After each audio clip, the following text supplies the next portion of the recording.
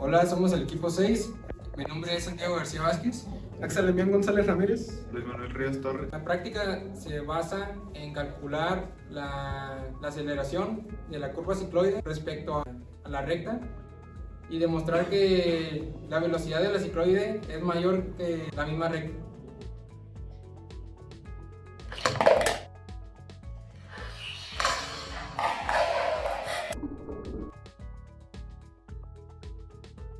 Bueno, como hemos visto en la prueba anterior, pudimos verificar el comportamiento de braquistocrona de esta curva cicloide.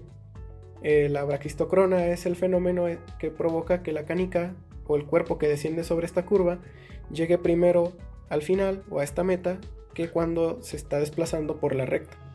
Como sabemos, la recta es el camino más corto para unir dos puntos o la distancia menor necesaria para unir dos puntos.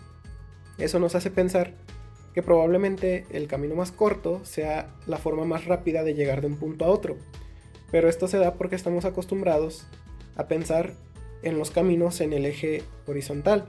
Por ejemplo, cuando queremos movernos de un lugar a otro, solemos tomar el camino más corto para llegar antes, porque la velocidad de nuestros pasos suele ser en general constante. De esa manera, si tenemos una velocidad constante, pues sí, la forma más rápida de llegar de un punto a otro será utilizando el camino más corto.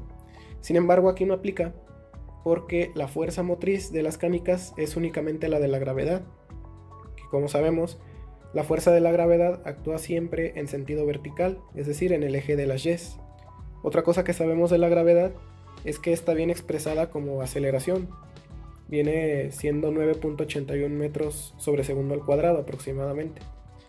Esto quiere decir que si la superficie que tiene que recorrer la canica es más próxima al eje Y, la aceleración de la canica será más parecida a la aceleración de la gravedad. Y al contrario, en la superficie entre más alejada del eje Y esté, la aceleración de la canica será más distinta o menor que la aceleración de la gravedad. De tal manera que si consideramos, por ejemplo, esta primer parte de ambas pistas hasta esta distancia en X, aproximadamente aquí, podemos ver que esta zona de la curva es más pronunciada o más cercana al eje Y, lo que quiere decir que la canica en este primer instante obtendrá mayor aceleración que cuando va bajando por la recta, lo cual hace que compense la mayor distancia que tiene que recorrer con esa aceleración y termine llegando primero que cuando va bajando por la recta.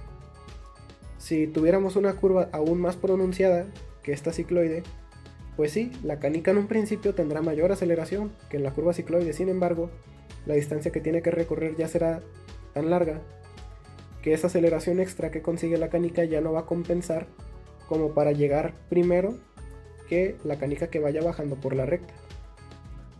De esta forma, concluimos que la curva cicloide es la única curva o el único tipo de curva que cumple con esa función braquistocrona. De ahí en fuera las demás curvas no, puesto que su distancia es mayor y la aceleración que consiguen ya no va a compensar esa distancia. Podemos concluir que definitivamente en esta prueba se observa que la velocidad de las canicas no es constante. La velocidad va aumentando conforme pasa el tiempo. Esto se debe a que la fuerza motriz que las empuja es solamente la de la gravedad. Y como hemos dicho, la fuerza de la gravedad es una aceleración bien expresada como aceleración.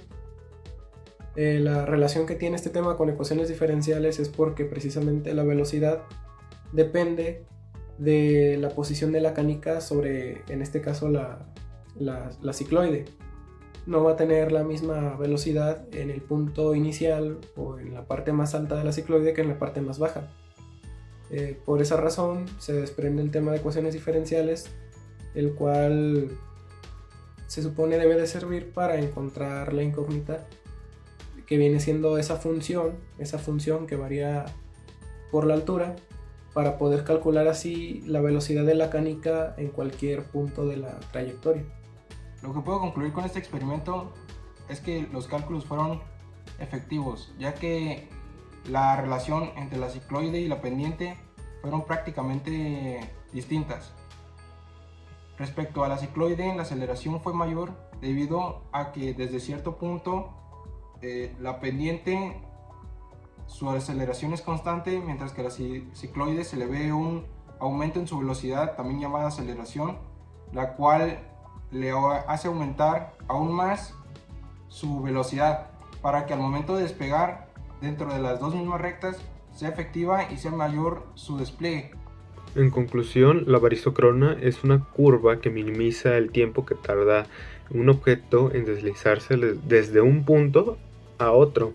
En este caso, en el experimento notamos que en la barisocrona deslizábamos dos objetos, en este caso dos canicas, que se deslizaban al mismo tiempo, y en este caso aquí no interesaba mucho en este caso la línea recta, ni que estuviera tan inclinada o la ruta más corta. Más bien la que nos interesaba más era la que se llamaba cicloide, era la curva cicloide, donde ahí sacamos en conclusión de que no importa en qué punto estés, ese siempre va a llegar primero, a comparación, ya que aquí la velocidad se tomaría como una constante y más bien sería la aceleración sobre el tiempo la que se tendría que estar tomando en cuenta. Como tal, este experimento, si en este caso no tuviera como la fricción, que es lo que provoca este fenómeno, todos los objetos llegarían al mismo tiempo sin importar el punto en donde esté.